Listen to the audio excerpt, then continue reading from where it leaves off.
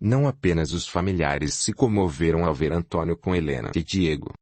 O delegado, que estava ali a pedido do juiz para reforçar a escolta, sentiu um frio na alma e entendeu, só então, a súbita atitude de Helena quando em um domingo tão bonito tinham acabado de fazer um passeio de barco. Lembrando-se das palavras de Diogo, lidas há pouco no testamento, todos festejaram e desejaram muitas felicidades ao casal. Mesmo com a alegria que o neto lhe proporcionou, Marcos passou enérgico sabão em Antônio pela aventura quando casado. 2 dias depois, não tendo recebido o dinheiro emprestado a Marcos, Tadeu procurou-o. Ao chegar à casa dele, notou que estava fechada. Sem ter outra solução, ligou para André e ficou sabendo que Marcos tinha bebido muito há 2 dias, logo após a leitura do testamento, para comemorar ter conhecido outro neto, e tivera fortíssima crise hepática, estando internado. Tadeu, desrespeitando por inteiro o amor que deve unir irmãos, dirigiu-se na mesma hora ao hospital e forçou uma entrevista com Marcos, que a custo foi autorizada pelo médico de plantão àquela hora. Marcos estava semidesperto, pois recebera potentes medicamentos para as dores. Vendo o irmão adentrar seu apartamento, estrelou: "Tirem-lhe daqui! Tirem-lhe daqui!" Tadeu não se constrangeu e vociferou, rosto no rosto do irmão: "Seu ladrãozinho vagabundo! Quero meus 200 mil!" Marcos preparou-se para cuspir no irmão, mas Tadeu percebeu e afastou-se a tempo de não passar por essa estúpida agressão. Entraram 2 enfermeiras, ao ouvir os gritos de Marcos, e pediram a Tadeu que deixasse o apartamento. Contrariadíssimo, Tadeu não teve alternativa senão obedecer. Mas em sua mente arquitetava inúmeros planos de reaver o seu dinheiro, roubadas pelo irmão. Aguardaria que deixasse o hospital e então ajustaria contas com ele. 1 semana depois, ligou para o hospital e ficou sabendo que Marcos tivera alta. Deslocou-se até a residência do irmão e, em lá chegando, foi recebido, ou melhor, não foi recebido, aliás, não passou do portão, já que Marcos, acompanhado de Tufão, o cão que o perdoara havendo debilitado, pronunciou entre os dentes: "Se você me procurar outra vez, acabo com você. Saia daqui agora mesmo e nunca mais volte." Eu acrescentou, sarcástico: "Ladrão que rouba a ladrão tem 100 anos de perdão." Tadeu compreendeu que dificilmente recuperaria o dinheiro que emprestara. Respirou fundo e retirou-se com calma, decidido a agir por todos os meios para ser ressarcido. Ia dizer uma ofensa forte ao irmão, mas Tufão desencorajou-o, rangendo e mostrando seus potentíssimos caninos, já que talvez, quem pode negar? O cão percebeu que estava diante de um inimigo do dono, a quem ele não admitiria jamais eventual atitude ofensiva. Pensando em uma maneira de se vingar, Tadeu ignorou os conselhos maternos repetidos incontáveis vezes. Vingança é sombra, perdão, luz, assim como as brisas da bondade apagam as chamas da maldade. Sem problemas, o tal sorteio foi efetuado na sede da Fundação Calvino, e o ganhador, justamente alguém que estava com dificuldades financeiras, foi o contemplado. Chorou copiosamente ao ser sorteado, o que irritou ainda mais os pretendentes do veículo, isto é, os outros 49 desapontados. Resultante de todo o sorteio, mágoa, frustração e desapontamento foram o que sobrou, corroendo dezenas de almas ambiciosas. 3. Dizer que a natureza concede fortuna a alguém, como disse Diogo, é algo que não resiste à menor análise de bom senso e mesmo transcende ao maior dos erros de juízo de valor que uma criatura humana possa emitir. Na realidade, a fortuna é poderosa ferramenta colocada pelas leis divinas nas mãos de alguém, não para conceder-lhe os prazeres do mundo, mas, sim, empregá-la em benefício da sociedade. Independente dessa crença, lógica e plausível, é que não se tem notícia de alguém, ou melhor, jamais um rico ou pobre levou para o outro mundo algo do que aqui possuía, muito ou pouco, respectivamente. Capítulo 9. Herdeiros insaciáveis. André decidiu que empregaria o dinheiro recebido de presente em investimentos no terreno que recebera como parte da herança materna. Já estava na hora de aquela paisagem mudar.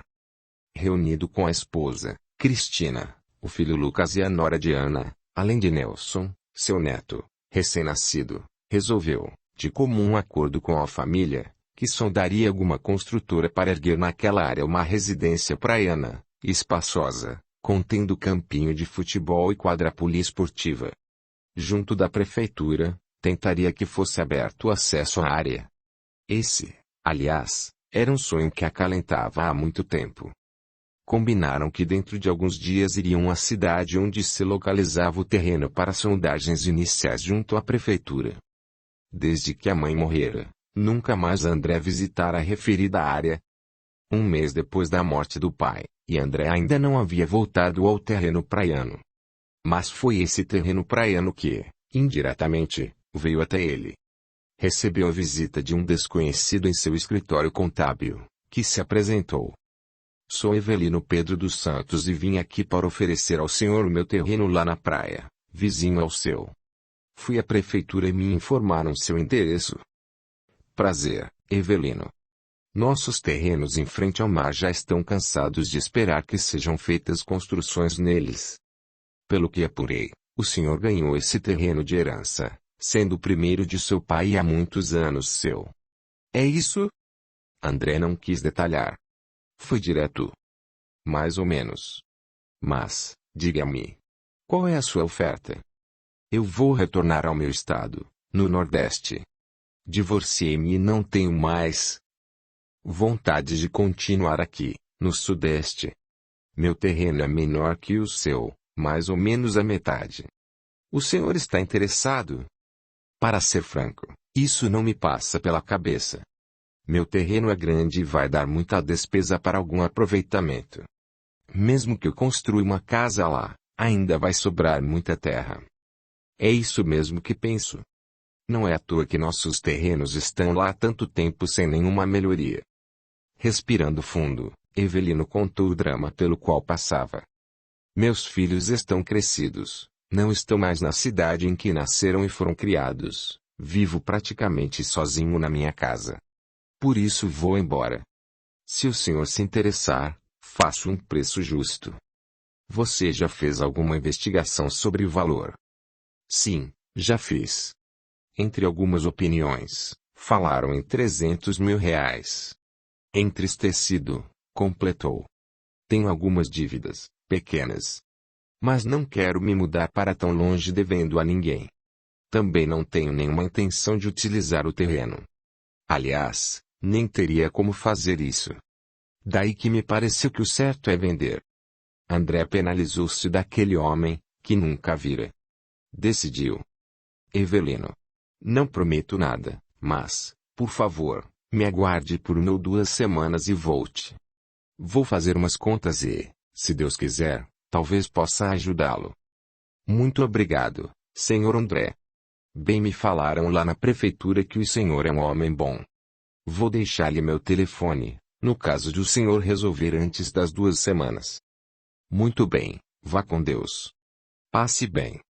Amém. O senhor também fique com Deus. Quando André expôs o acontecido a Cristina, surpreendentemente a esposa disse de pronto: como nós ganhamos 1 milhão do seu pai, vamos sim ajudar esse homem.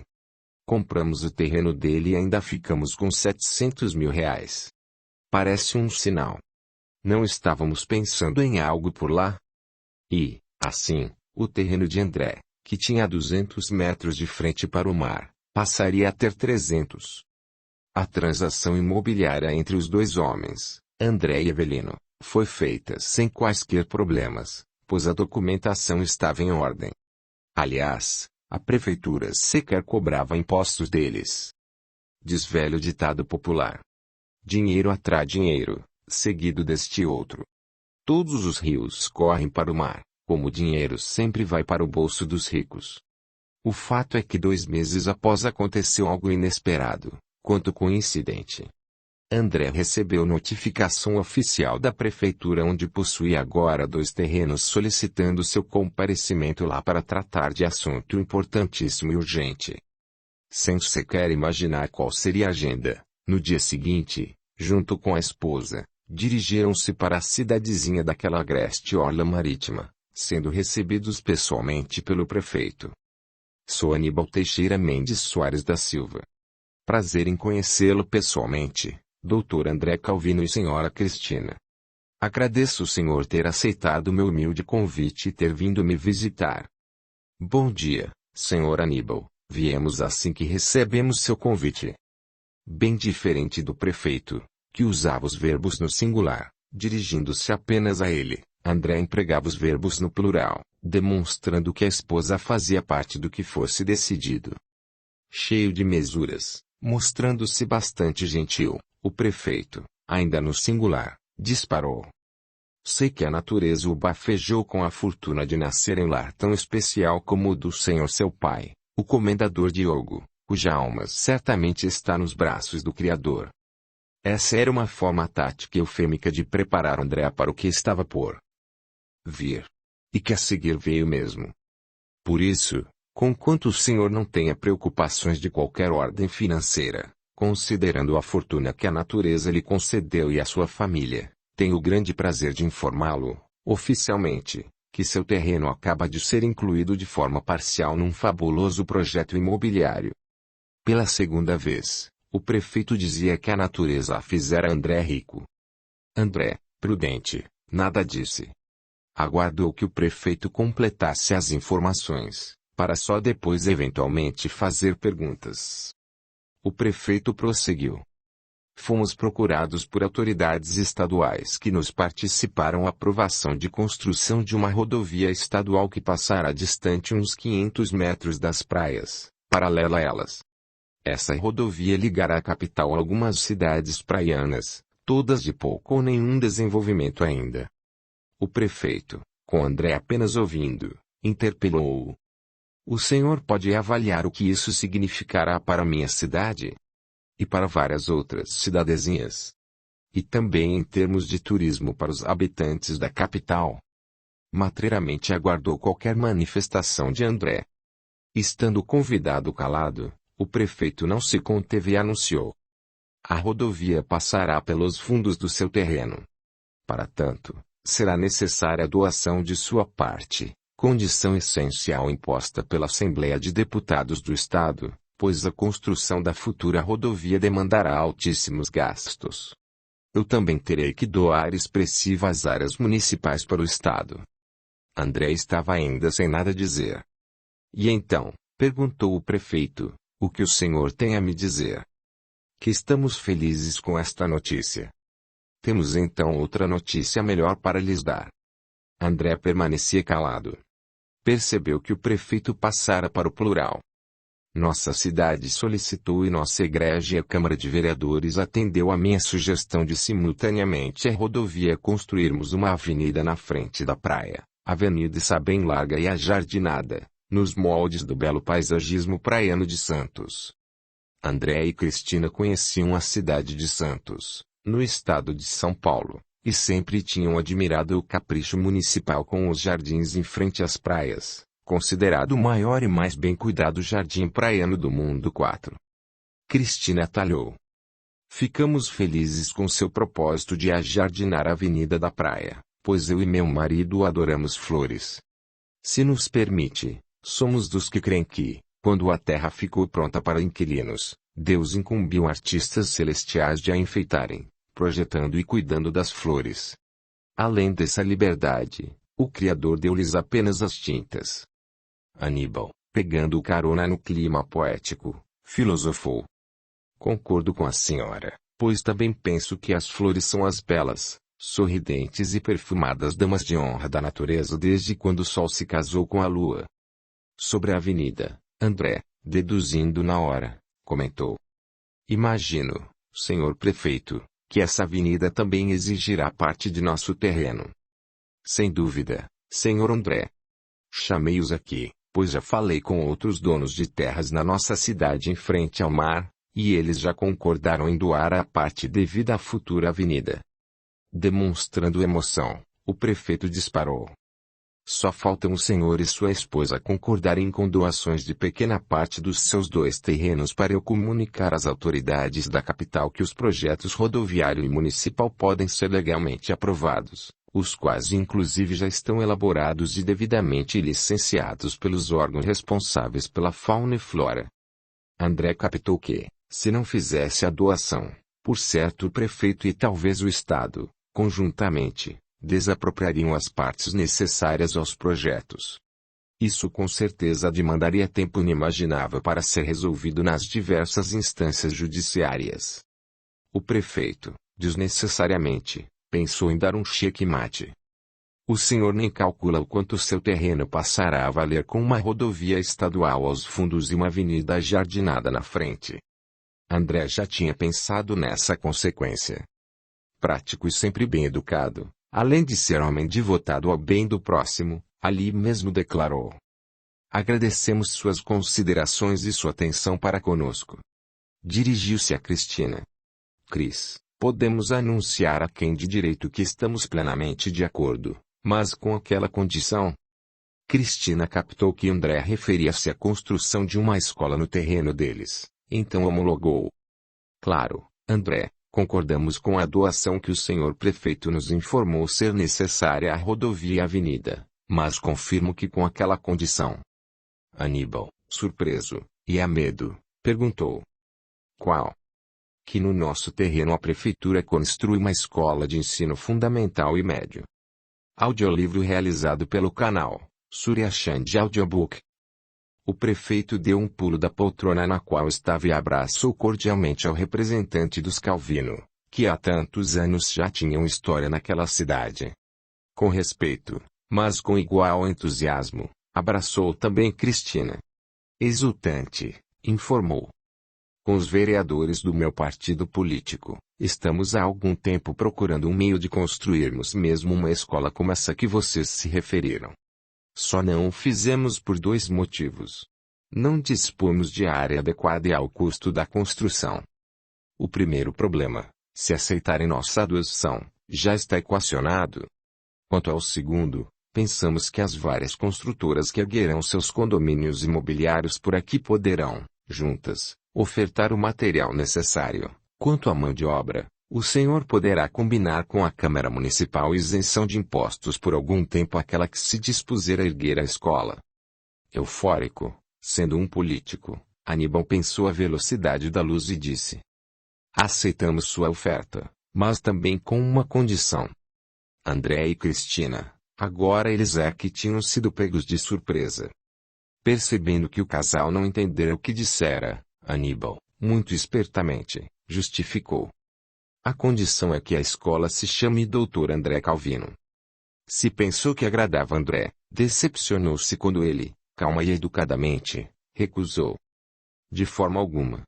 Sugiro, se me permite, que o nome da escola seja escolhido pelo senhor, ouvida a Câmara de Vereadores e o povo da sua cidade.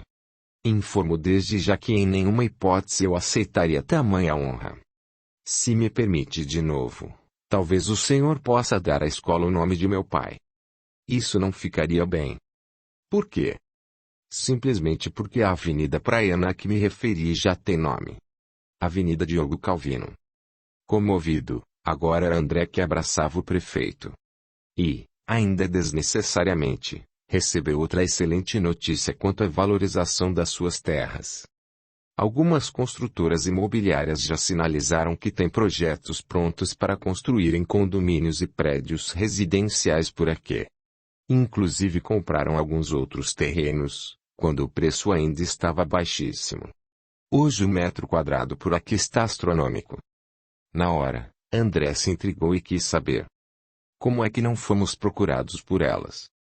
O prefeito se atrapalhou, pigarreou, mas saiu-se com esta: vosso terreno é, de longe, o mais valorizado, o mais bem posicionado quanto à rodovia estadual e avenida municipal, mas principalmente é o mais adequado ao nosso futuro centro turístico. Por isso, reservei-me o direito de ser eu a comunicar ao senhor e expôs aos projetos que acabei de relatar. A nossa Secretaria de Obras já tem o projeto da avenida pronto, com os jardins, só faltando ser lançada a concorrência entre as construtoras capacitadas. André, sentindo que o prefeito se alongara sem responder à sua pergunta, foi direto: entendemos perfeitamente. Apenas queremos saber por que, ao que me parece, estamos sendo os últimos a serem sondados. Agora Aníbal foi enfático. Várias construtoras querem comprar vosso terreno, considerado a cereja do bolo dos projetos turísticos da rodovia e da avenida, quanto à construção de residências de alto padrão. E foram elas mesmas que me pediram que os convencesse a venderem toda a área remanescente, isto é, após serem destinadas as áreas para a rodovia e a avenida. Faremos algumas contas, reservando área para a residência da nossa família, com espaço para jardim, piscina e quadra poliesportiva. Depois, o senhor nos dirá qual a dimensão necessária para a futura escola ser erguida ali. O que sobrar, então, estará à venda, disse André. Aníbal comentou. Bem, considerando a grandeza do vosso terreno, dele subtraindo essas reservas, ainda sobrará quase a metade. Por aqui, repito, os preços do metro quadrado subiram muito e alcançarão ofertas estratosféricas, tenha a certeza. André acrescentou. Não pretendemos manter a posse do restante, após construirmos nossa casa por aqui, além de vermos edificada a escola. Assim, venderemos o remanescente. Após essas considerações, André e Cristina despediram-se do prefeito e retornaram à sua cidade. Chamaram o filho e a nora e expuseram-lhes detalhes da conversa com o prefeito Aníbal, da cidadezinha onde, tantos anos passados, Diogo e Ana Maria haviam passado a lua de mel. Todos ficaram felizes e abraçaram-se comovidamente, relembrando o que André e Cristina tinham andado bem quando da partilha da herança materna, optando por receber aquela área então deserta. E, mais ainda, quando haviam ajudado Evelino, comprando-lhe o terreno vizinho. Nos dias que se seguiram à entrevista com o prefeito, André tocou a vida, mas paralelamente procurou um arquiteto e um agrimensor. O arquiteto, Olavo, era seu cliente no escritório de contabilidade e amigo do agrimensor, Thales. Explicou-lhe sua vontade de construir uma casa confortável no seu terreno na praia, o que os deixou contentes por serem prestigiados pelo membro da família Calvino. De comum acordo, marcaram uma visita ao terreno para verificar as condições mais favoráveis aos projetos da casa e da escola. Alguns dias depois, os três foram ao terreno, onde fizeram as medições e contorno do local. Analisaram os aspectos legais, econômicos, sociais e ambientais dos projetos em vista. Casa e escola. De lá foram até a prefeitura e, mesmo sem terem agendado, foram euforicamente recebidos pelo prefeito, ao qual repassaram suas impressões e sugestões para a escola. André, ajudando a cidade, bancou o projeto da escola. Caso o senhor e as autoridades do município aprovem as medições efetuadas pelo nosso agrimensor, aplicáveis ao anteprojeto que trouxemos para a localização da escola e da minha casa, esse anteprojeto será doado ao município, e eu me responsabilizo pelo pagamento dos engenheiros que os elaboraram. O prefeito agradeceu. Em meu nome e no de todas as famílias da minha cidade, apresento a maior gratidão pela bondade dos senhores em nos gratificar com este presente. Tenho certeza de que os projetos serão aprovados. Olavo e Thales, entendendo-se apenas por olhares, comovendo-se pela simplicidade daquela gente e pensando nas crianças que estudariam na escola, adiantaram-se. Para nós dois não haverá pagamento financeiro, André. Da nossa parte também elaboraremos os respectivos projetos definitivos, que serão um humilde presente nosso. Isso, obviamente, se a Secretaria de Obras DEC ainda não fez os projetos ou se os nossos não estiverem de acordo com o pensamento da população. Despediram-se com cordialidade, deixando o prefeito encantado com a gentileza para com a cidade dele. Uma semana depois aconteceu o que menos André poderia esperar em relação aos seus terrenos. Recebeu de um funcionário do cartório uma notificação extrajudicial para tomar conhecimento de um processo judicial a ser instaurado, referente a um dos seus terrenos. Tendo passado o recibo na notificação, no mesmo instante telefonou para o Dr. Castanho e solicitou um encontro, a que foi atendido. André, recebido pelo juiz, entregando-lhe o documento, explicou. Acabei de receber esta notificação extrajudicial. Castanho leu calmamente e tranquilizou André. Deixe comigo, se quiser. Poderei ajudá-lo. Farei isso sem quaisquer ônus para você, pois tudo que diz respeito à memória de Diogo mexe muito comigo. Farei uma contra-notificação e vamos enviar por e-mail ao juizado da comarca do seu terreno. Castanho, citando o amparo legal, determinou a um funcionário de seu escritório de advocacia que redigisse contra-notificação para agendar um encontro com o juiz daquela comarca, a fim de apresentar toda a documentação legal dos imóveis. Como a notificação mencionava o e-mail da autoridade, o escritório de Castanho enviou por esse e-mail informático a contra-notificação. Depois de alguns dias, Dr. Castanho informou a André que o juiz da comarca do terreno dele convocou ele, André, para comparecer ao juizado, levando toda a documentação relativa às suas terras lá, podendo se fazer acompanhar de advogado. O e-mail informava a data e hora para esse encontro inicial, antes da instauração de eventual processo judicial. Castanho disse a André para reunir todos os documentos referentes aos terrenos, inclusive os anteprojetos da construção da casa e da escola, além da área a ser vendida, para irem mostrá-los ao juiz daquela cidade. Na data marcada, André, Castanho, o arquiteto e o agrimensor dirigiram-se em equipe ao juizado da notificação extrajudicial. Foi com a maior festa que o juiz da comarca, ao receber a equipe, viu à frente dela seu festejado professor universitário. Dr. Castanho. Mestre. Prazer imenso em poder atendê-lo e aprender mais. Ora, se não temos aqui meu aluno contestador e dotado de inteligência invulgar. Como tem passado, Alexandre? Demonstrando respeito e carinho pelo antigo professor, ele respondeu. Dr. Castanho, nunca me esqueci do senhor. Em que posso servi-lo? André não é meu cliente, é muito mais do que isso. É amigo e filho do comendador Diogo Calvino, que passou a lua de mel aqui, antes até mesmo de você nascer. O juiz Alexandre dirigiu-se até André e comentou. Foi Deus que enviou o Dr. Castanho para nos ajudar a resolver questão delicadíssima referente aos seus terrenos. Todos ficaram mudos, aguardando.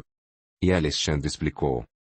Seus irmãos Marcos e Tadeu deram entrada com queixa judicial contra você pela venda de parte do seu terreno à construtora, alegando que, sendo bem de raiz da família Calvino, você deveria obrigatoriamente consultá-los antes de fechar qualquer negócio. Inclusive, não são contra a venda, mas, sim, querem discutir com você uma nova partilha, como herdeiros que são também do comendador. André mal podia acreditar no que ouvira. Ficou arrasado. Castanho, sempre conselheiro, foi até ele e abraçou-o. Meu filho, não se apoquente com essa vil atitude dos seus irmãos. Eles estão mal assessorados. Tudo se resolverá legalmente e tenho certeza de que se arrependerão desta tão infeliz iniciativa. Dirigindo seu antigo aluno, Diogo informou. Salvo o melhor juízo, e não quero influenciá-lo, senão sim arremá-la de detalhes desse triste caso, participe que, quando faleceu a mãe desses 3 irmãos, a saudosa Ana Maria, o comendador inquiriu aos filhos, herdeiros, se gostariam que houvesse partilha do espólio da mãe. Eles disseram que sim. Então, casados em comunhão universal de bens, Diogo realizou a legítima.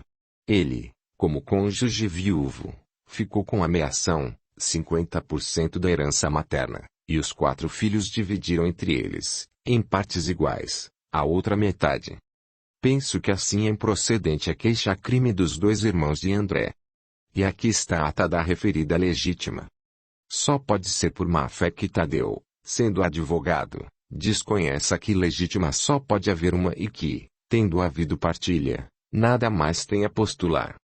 André, invadido de tristeza e decepção, não conseguia dizer palavra. Castanho tomou a dianteira e mostrou ao seu ex-aluno todos os documentos, desde a ata registrada em cartório da partilha da herança materna até a ata referente à Fundação Calvino, que por testamento fora doada pelo comendador. E também a do terreno recém-adquirido. Analisando todos os documentos, Além dos projetos da casa e da escola serem edificados no terreno de André, ali mesmo o juiz decidiu que não haveria abertura de processo, por ilegalidade e improcedência do objeto requerido pelos dois irmãos. Comentou com o Dr. Castanho. Determinarei imediatamente o arquivamento da queixa-crime. Inclusive, se o senhor me permite, pessoalmente explicarei a eles o engano no qual mergulharam. Respirando fundo, acrescentou. Dificilmente me conterei de não repassar-lhes tremenda carraspana. Não sei qual o pensamento de André, mas é possível até a abertura de queixa contra essa tentativa de injúria moral a ele e à memória do pai. André, mesmo ferido moralmente pelo desamor dos irmãos, disse. Não, doutor Alexandre. Não precisa puni-los. Com sua licença, lembro-me de um grande ensinamento de Jesus. A cada um, segundo suas obras. Assim, lamento que eles um dia tenham que ressarcir esse mau ato. Os dois juízes entreolharam-se, aplaudindo em silêncio. Despediram-se fraternalmente gratos ao juiz Alexandre. À saída, na sala de espera, estava o prefeito, que ao vê-los disse. Tomei conhecimento por alto do motivo de os senhores estarem aqui e me prontifiquei a vir para, se necessário, testemunhar a gratidão da nossa cidade a André. Sabendo que tudo já se resolvera, convidou a equipe para o almoço, que foi recusado. Quando fizeram a viagem de volta, ninguém falou nada. Todos respeitavam o silêncio de André, que se mostrava deprimido. 4 Na Orla de Santos, cidade que fica no litoral do estado de São Paulo, além dos jardins que, somados, tem cerca de 219 mil metros quadrados de área. A extensão é de 4 quilômetros e largura entre 45 e 50 metros, contando com cerca de 900 canteiros, com várias espécies de flora do tipo perene, espalhados por cerca de 7 quilômetros de praias. É considerado o maior jardim de orla marítimo do mundo pelo Guinness Book of Records. Nas praias de Santos todos podem caminhar, praticar esportes, armar barracas de lazer para bate-papo, churrasco, muito sol e calor. Nos jardins há uma ciclovia. Nota de 2013, do Google, da Wikipédia, a enciclopédia livre da internet. Capítulo 10. A pedagogia da dor. C. Cedilha. André ficou vários dias ressentido, vítima de tristeza ante a infeliz atitude dos irmãos. Mas em nenhum momento pensou em retaliá-los. Dedicou-se a providenciar a conclusão e regularização dos projetos de construção de sua casa e da escola na praia, e, assim, esteve bastante engajado junto ao arquiteto e ao agrimensor, debatendo detalhes. 2 semanas após a ida ao juizado, tomava o café da manhã com Cristina, quando receberam a visita de Judite, esposa de Marcos.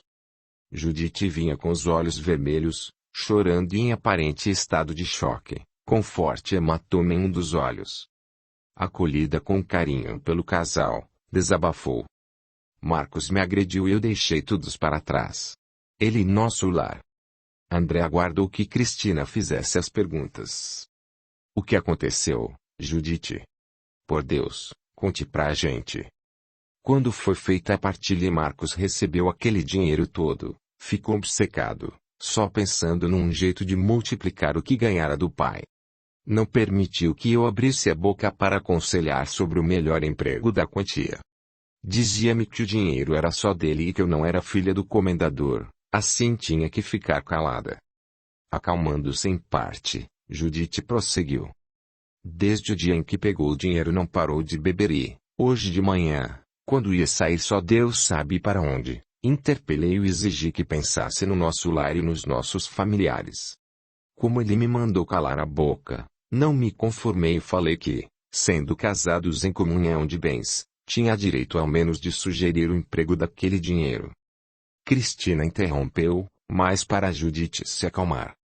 Você tem toda a razão. E o que lhe respondeu? O que você está vendo no meu rosto?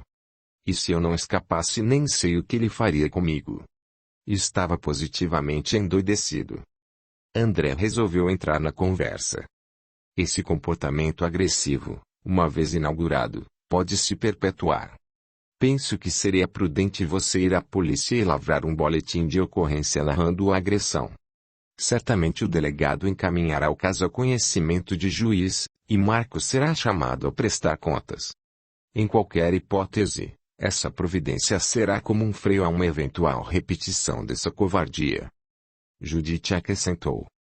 Eu não podia contar, mas, quando ele apareceu em casa com um carro luxuoso, sabendo que ele não tinha dinheiro nenhum, ao perguntar como conseguira comprá-lo, fui brutalmente empurrada e ameaçada por ele caso contasse a alguém sobre o carro. Respirou fundo e desabafou. Quando você nos procurou e contou do furto na casa do seu pai, eu imediatamente imaginei que ele fosse o ladrão, mas tive medo de comentar sobre o carro e minha suspeita. Antônio sabe dessas agressões? Inquiriu André. Essa de hoje não, mas há tempos não vai mais lá em casa para não se encontrar com o pai, que sempre está embriagado. Eram inimigos até Marcos conhecer o neto Diego. Eu ajudo o Antônio na educação dos 2 filhos dele. Os netos veem o avô alcoolizado? Quase sempre não, pois Marcos fica o dia inteiro fora de casa e só vem para dormir, geralmente embriagado. Assim que toma o café matinal no dia seguinte, sai de novo para a rua. Cristina foi prática. Fique conosco. André vai cuidar desse caso, e penso que com a ajuda do Dr. Castanho, pois ele prometeu que diante de qualquer problema ou dificuldade poderíamos procurá-lo. Judite esclareceu. Quando houve a partilha da herança de Dona Ana Maria, eu consegui que Marcos comprasse 3 casas, que foram alugadas e nos sustentam quase inteiramente, além do meu ordenado. Uma das casas vagou há 1 mês e ainda não a alugamos, pois está difícil conseguir inquilinos confiáveis. Estou pensando em ir morar lá com meus netos. E Marcos? Perguntou Cristina. Não fico mais com ele. Vou pedir o divórcio. E seus netos? Perguntou André. Coloquei um disfarce para tentar esconder os sinais da agressão e levei-os à escola. Quando for o horário de eles saírem, estarei lá para irmos morar na casa desocupada. Acrescentou, desolada. Nunca imaginei que Marcos chegaria ao ponto de me agredir. Se não fosse o tufão, referia-se ao cão pastor alemão deles, nem sei o que poderia ter acontecido. O tufão não gosta dele? Gosta. Muito. Mas quando Marcos começou a me bater, o cão se transformou e por pouco não voou no pescoço dele. Com medo, meu marido não me feriu mais do que já tinha feito. André pensou. O cão deve ter percebido que Marcos não agia por conta própria. Não seria de duvidar que tivesse algum espírito mau obsedando-o. Pediu que Judite permanecesse com Cristina até que ele tivesse alguma solução, pois iria imediatamente ao escritório do Dr. Castanho. Quando André chegou ao escritório e narrou o acontecido ao juiz, ele pensou rápido e sugeriu. Vamos agora mesmo procurar o Marcos, para termos uma conversa com ele. Dirigiram-se à residência de Marcos e tiveram enorme surpresa ao ver que à porta estavam 2 carros de polícia e uma ambulância. Logo ficaram sabendo que, quando Judite o abandonara, Marcos começara a quebrar as coisas dentro da casa e os vizinhos chamaram a polícia, informando inclusive que ele, cedo, agredira a esposa. Dr. Castanho era muito conhecido e respeitado na cidade e, tanto os policiais quanto os atendentes médicos, ao vê-lo, cumprimentaram-no com respeito e contaram. O Dr. Marcos Calvino teve um surto psicótico. Quando chegamos, ele estava enfurecido, inclusive toda hora pondo a mão no lado direito do tórax e urrando de dor. Precisamos sedá-lo fortemente para levá-lo ao hospital. Com sua licença, estamos de saída daqui. Obrigado pelas informações. Vocês vão à frente, e eu e o irmão do Marcos iremos em seguida até o hospital. Quando a ambulância deixou Marcos no hospital, lá foi conduzido, ainda sedado, a uma sala de consultório médico. Dr. Castanho aguardou que o médico que atendia ao caso lhe comunicasse o estado do paciente. Mas logo ele e André foram informados de que Marcos seria submetido a vários exames complementares, para só depois, talvez no dia seguinte, emitirem um diagnóstico. Comentaram com o juiz que, sabendo o histórico de Marcos, O caso dele se revestia de gravidade. O juiz e André retornaram à casa deste e contaram para Judite, que ainda estava lá, que Marcos permaneceria alguns dias hospitalizado, em exames, para diagnóstico e tratamento. Aconselharam-na a voltar para casa. Na mesma hora, Mariana, que também estava lá, solidária com Judite, prontificou-se a acompanhá-la. O juiz solicitou a André que o mantivesse informado de quaisquer novidades sobre Marcos. André esteve em contato quase permanente com o hospital, mas só 2 dias. Depois foi chamado a ir lá, acompanhado dos familiares adultos que pudessem ou quisessem ir. A esposa de Marcos também deveria estar presente para ouvir as notícias sobre o estado do marido. André informou o juiz, que também decidiu ir com eles. Judite contou para o filho Antônio sobre o estado do pai e pediu que ele estivesse com ela na ida ao hospital. Dessa forma, quando chegaram ao hospital, André, Cristina, Judite, Mariana, Antônio e o Dr. Castanho foram encaminhados ao escritório da diretoria. Recebidos com cordialidade pelo Dr. Juliano, diretor do hospital, logo foram informados sobre Marcos. Nosso paciente não está bem. O caso dele é grave. Seu estado geral está bastante comprometido. Desculpem-me dar-lhes assim brevemente estas notícias, mas a situação física dele demanda providências imediatas. Judite, adiantando-se a todos, quase implorou. Pelo amor de Deus, doutor, o que ele tem e o que precisa ser feito? Segundo os registros médicos anteriores e os exames atuais, seu marido se encontra com cirrose, em consequência de hepatite alcoólica. Apresenta insuficiência hepática aguda. É situação grave que demanda transplante de fígado, sem demora. Judite começou a chorar, sendo abraçada por Cristina e Antônio. O médico, com bondade e profissionalismo conjugados, disse mais. A medicina está bastante adiantada e tem resolvido satisfatoriamente esses problemas com cirróticos. No momento, a preocupação principal é conseguirmos um doador. O juiz adiantou-se e inquiriu. Qual é a possibilidade, doutor? Esse é o negócio dos transplantes, e em particular de fígado. A fila de candidatos é maior do que a possibilidade de atendimento, por vários fatores bem conhecidos, dentre os quais oferta de doadores de fígado sadio retirado de doador compatível, com morte cerebral, ou de doador vivo que aceite doar parte de seu órgão para ser transplantado. André, sensibilizado, com os olhos brilhando, comoveu a todos ali. Sou doador voluntário para meu irmão. Dr. Juliano levantou-se e abraçou Andréa demoradamente. Impossível deter o pranto, do médico e do doador voluntário. Aquele abraço continha implícitos uma série de recados, com base em gratidão, admiração, expectativa positiva e principalmente reconhecimento do amor ao próximo. No coração de André jamais foram esquecidas as palavras de sua mãe. A compaixão pelo sofrimento de alguém é verdadeira quando você se esforça em eliminar a causa da dor. Isso quando, diante de uma empregada da casa com graves problemas de saúde, Ana Maria ajudou a se tratar até se recuperar. Judite, Cristina, Mariana e Castanho, ao mesmo tempo, os 4 também com as lágrimas escorrendo, acercaram-se de André, que mais chorava. Eu também sou doador voluntário, disparou Antônio. Se puder transplantar fígado de mulher, eu também, confirmou Judite. Ele é meu irmão e sou candidata a ser doadora para ele, ofertou Mariana. O juiz, meio encabulado, mas falando com sinceridade, comentou. Sei que depois dos 60 anos a medicina não aceita doadores vivos de transplantes de fígado. Pena, senão.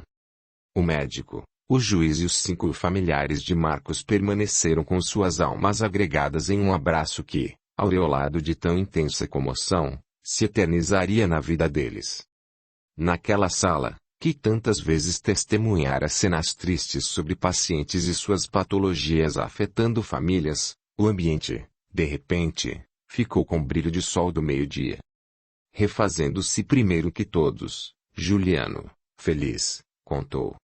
Tenho uma oportuna notícia para a família. Desde as primeiras vezes que o paciente Marcos foi internado neste hospital, embora em nenhuma permanecesse e tenha se evadido, seu pai, o saudoso comendador Diogo Calvino, há anos, prevendo demora em eventual atendimento, inscreveu-o precocemente na fila de transplantes hepáticos. À época esteve comigo, nesta sala, desolado, pois o filho não aceitava nenhum tratamento e vinha de recidivas alcoólicas constantes, cada vez piores.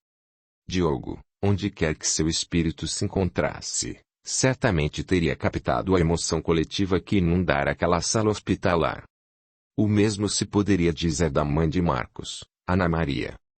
Talvez, quem sabe, o casal até estivesse em júbilo pelo andamento do problema com o filho que sempre os infelicitara, desde que se entregara ao alcoolismo. Dr. Juliano, comedido, citou: esta não é a primeira vez que vejo como a dor une as pessoas, sobretudo as que eventualmente estejam em litígio, o que, me parece, não é o caso. Eu acrescentou: em toda a minha carreira de médico de transplantes, jamais presenciei fraternidade como a de vocês. Brincou. Se eu pudesse, utilizaria parte do fígado de cada um de vocês em transplantes, pois estou vendo que são abençoados. E comentou filosoficamente: essa atitude da família certamente vai fazer bem a Marcos. Até parecia que o médico conhecia a versão que Marcos apresentava contra André, justamente aquele que primeiro se apresentara como voluntário instantâneo, no momento em que soubera que poderia salvar o irmão de morte certa. E também como maltratar a esposa, chegando a agredi-la fisicamente. A seguir, Juliano explanou para os familiares e o juiz vários detalhes sobre todo o delicadíssimo rol de procedimentos necessários à realização propriamente dita do transplante em causa. Discorreu também sobre os procedimentos legais e médicos da cirurgia, considerando-se o pré e o pós-operatório. Dirigindo-se a André, mas solicitando a atenção dos demais, Juliano prestou algumas informações sobre a situação pós-operatória de doadores de fígado. Nos transplantes intervivos, de modo geral, em poucos meses os doadores apresentam boa recuperação e não tardam a retornar às atividades rotineiras. Como a experiência demonstra que tais doadores se queixam de fortes dores após a doação, a medicina desenvolveu procedimentos específicos contra essas dores. Acrescentou: a cicatriz no doador, longe de constrangê-lo, representa quase um atestado de que é generoso. Óbvio que nenhum doador procura tal reconhecimento, eis que ele é resultante, não buscado, mas inevitável. Judite, nervosa, presa de grande ansiedade, atalhou. E no meu marido? Pacientemente, Juliano explanou. Para ser colocado um novo órgão, no caso, o fígado, antes é necessária a remoção do fígado doente. A cirurgia demanda algumas horas, e o paciente permanecerá de 1 a 3 dias no UTI. Receberá várias medicações, algumas delas terão que ser por toda a vida. Logo após os procedimentos deverá voltar ao hospital semanalmente, depois em visitas médicas mensais e a seguir semestrais. Terminada essa reunião, despediram-se.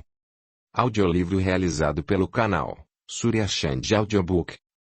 Antes, discretamente, Castanho julgou por bem comentar, sem muitos detalhes, que desde a leitura do testamento do pai Marcos brigara com André, além de se mostrar inamistoso com Mariana, a irmã. Na alma de cada um dos familiares implantara-se profunda admiração por André, que se mantinha excepcionalmente calmo. Nos dias seguintes foram marcantes os encontros da família com os médicos da equipe de transplantes, chefiados pelo Dr. Juliano. Agindo profissionalmente, mas com especial empenho devido à gravidade do estado de Marcos, Juliano providenciou os exames de compatibilidade de André como potencial doador. E, para a felicidade de todos, os resultados aprovaram o transplante entre os irmãos. Chegou um momento especial. Comunicar a Marcos as providências em andamento. O transplante. E, principalmente, quem seria o doador.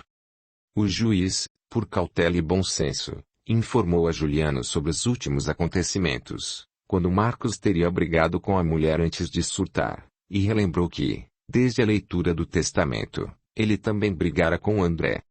Não bastassem esses despauterios, ainda ameaçara indiretamente matar o filho, Antônio, conquanto tem aliviado a ameaça quando soube que ele era pai de uma criança fora do lar.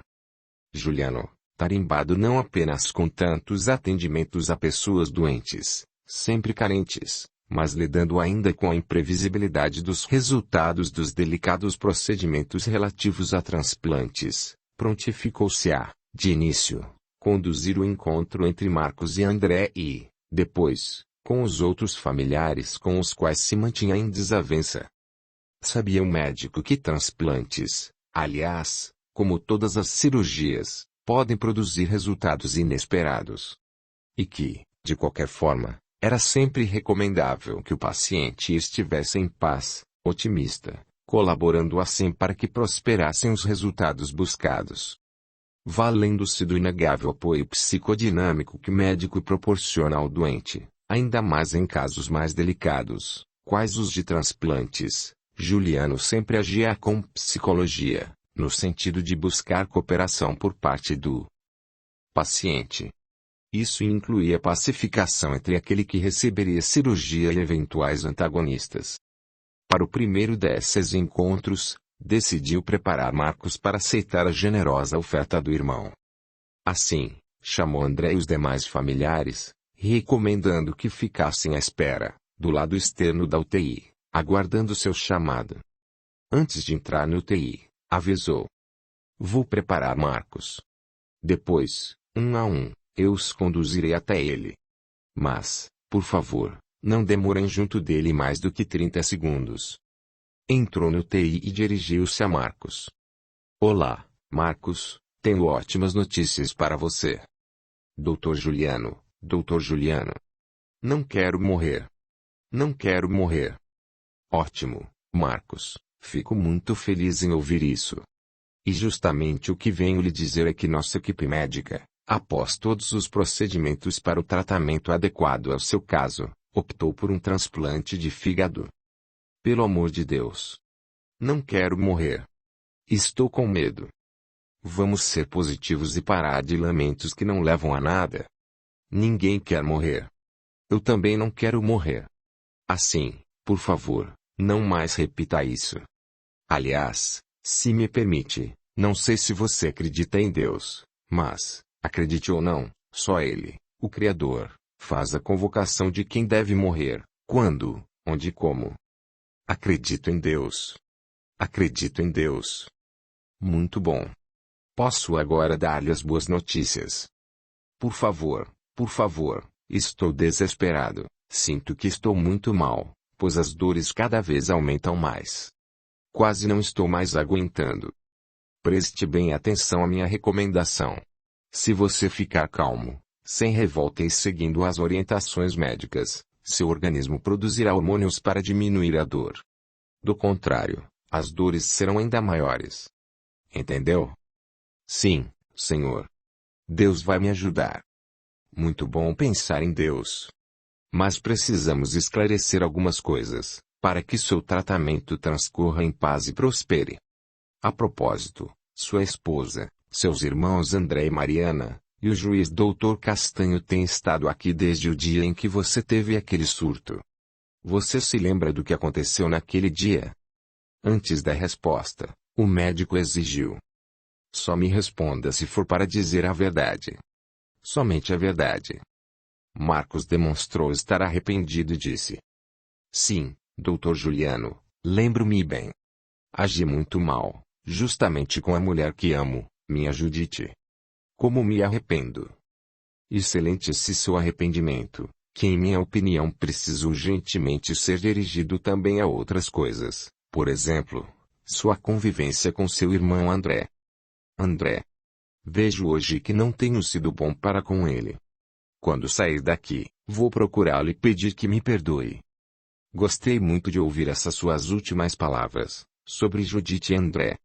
Vou sair um pouquinho da curva, como médico, para aconselhá-lo como se fosse meu irmão, ou meu filho. E quanto à bebida? Fiz uma promessa a Deus, a Jesus e a Nossa Senhora da Saúde. Se eu não morrer, nunca mais beberei uma gota de álcool. Os olhos de Marcos contaram para o médico que aquilo era expressão pura da verdade, pois começaram a despejar grossas lágrimas que, em pouco tempo, encharcaram o travesseiro. Juliano passou a mão na testa dele, acarinhando-lhe os cabelos, e retirou-se, para retornar em segundos, agora na companhia de André. Vendo o irmão com toda aquela aparelhagem médica e chorando, André, de temperamento sensível e fraterno, começou a chorar também, aproximando-se do leito e beijando Marcos na face. As lágrimas dos irmãos se misturaram. Não tardou e Juliano, embora mais controlado que os dois, também precisou do lenço para que os olhos não exagerassem na produção das lágrimas com o selo da fraternidade, esta, filha do amor ao próximo. Juliano deu tempo ao tempo para os irmãos se acalmarem. Para ele próprio se acalmar também. Julgando então o momento oportuno, informou a Marcos. Sabe quem vai ser o doador de fígado para seu transplante? Ao dizer isso, o médico olhou para André. Marcos ficou perplexo, deduzindo a informação. Não acredito. Meu Deus! Como fiz tanta besteira, magoando pessoas tão boas? Judite, meu filho, meus irmãos. Ainda em lágrimas, soluçou. Doutor Juliano, diga-me de verdade. O senhor está me dizendo que o doador será o André? Sim, pois o fígado dele foi aprovado nos exames necessários para ser doador.